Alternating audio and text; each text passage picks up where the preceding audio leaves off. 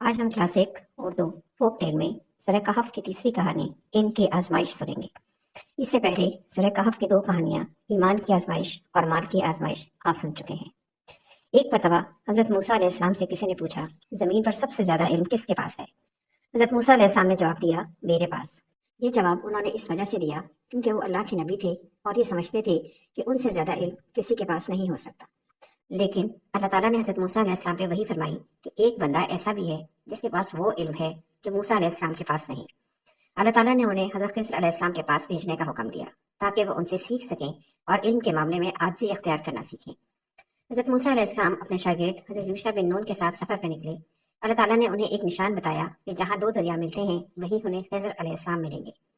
कई दिनों के सफर के बाद जब वो इस मुकाम पर पहुंचे तो हजरत मूसा अलैहिस्सलाम ने खिज़र अलैहिस्सलाम को पाया। हजरत मूसा अलैहिस्सलाम ने खिज़र अलैहिस्सलाम से दरख्वास्त की कि वो उनके साथ रहें और उनके इल्म से फ़ायदा उठाएं। हजरत खिज़र अलैहिस्सलाम ने कहा, तुम मेरे साथ सब्र नहीं कर सकोगे क्योंकि जिन बातों को तुम समझ नहीं पाओगे उन पे तुम सवाल ज़रूर करोगे। लेकिन हजरत मूसा अलैहिस्सलाम ने वादा किया कि वो सब्र करेंगे और हजरत खिज़र अलैहिस्सलाम के हर फैसले को मानेंगे। हजरत मूसा अलैहिस्सलाम खिज़र अलैहिस्सलाम के साथ निकल पड़े। रास्ते में 3 अजीब वाक़यात पेश आए। हजरत खिज़र और हजरत मूसा अलैहिस्सलाम दोनों सफ़र पर निकले और दरिया पर पहुंचे। दोनों एक कश्ती में बैठे जो नई थी। हजरत खिज़र अलैहिस्सलाम ने कश्ती में सुराख कर दिया। हजरत मूसा अलैहिस्सलाम हैरान होकर बोले, आपने ये क्या किया? ये तो इन गरीब लोगों की रोजी का जरिया है। हजरत खिज़र अलैहिस्सलाम ने कहा, मैंने तुमसे कहा था कि तुम सब्र नहीं कर सकोगे।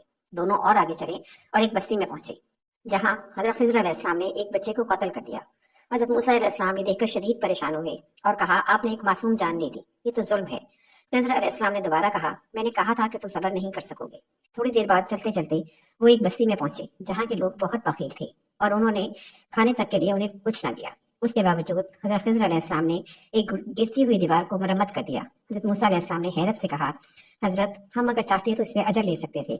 उन्होंने हमें खाना तक नहीं दिया और हम उनकी दीवारें सीधी कर रहे हैं। अब तुम्हारी मेरी जुदाई हो गई, तुमने ये भी एतराज कर दिया। अब मैं तुम्हें बताता हूँ कि ये 3 काम मैंने क्यों किए। पहली बात, कश्ती वाली सुनो। ये 2 मस्कीन बच्चों की कश्ती थी। उनके घर का चूल्हा इसकी कमाई से जलता था। दरिया के किनारे किनारे एक जालिम बादशाह आ रहा था जो लोगों की कश्तियां छीन रहा था। हमने थोड़ा सा ऐप लगा दिया ताकि वो टूटी कश्ती को छोड़ के चला जाए।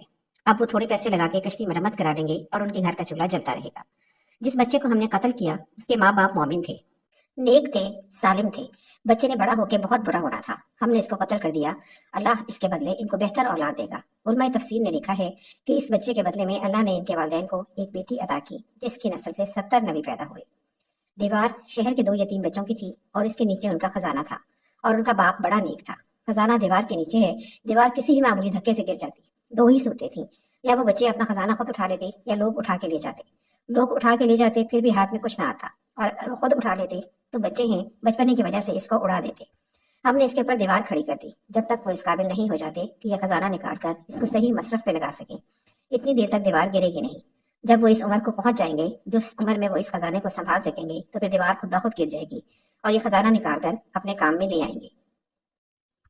इस कहानी से हमें बहुत से सबक हासिल होते हैं कि हर चीज जो बज़ाहिर बुरी या नुकसानदेह लगती है वो हमेशा वैसी नहीं होती। अल्लाह की हिकमत और इल्म इंसान की समझ से बालातर है। इल्म के मामले में हमेशा आजिज़ी इख्तियार करनी चाहिए और अल्लाह पर भरोसा रखना चाहिए।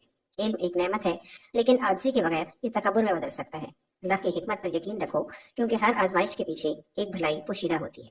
उम्मीद है आपको आज की कहानी पसंद आई। रब्बना आतिना फिद दुनिया हसनतन व फिल आखिरति हसनतन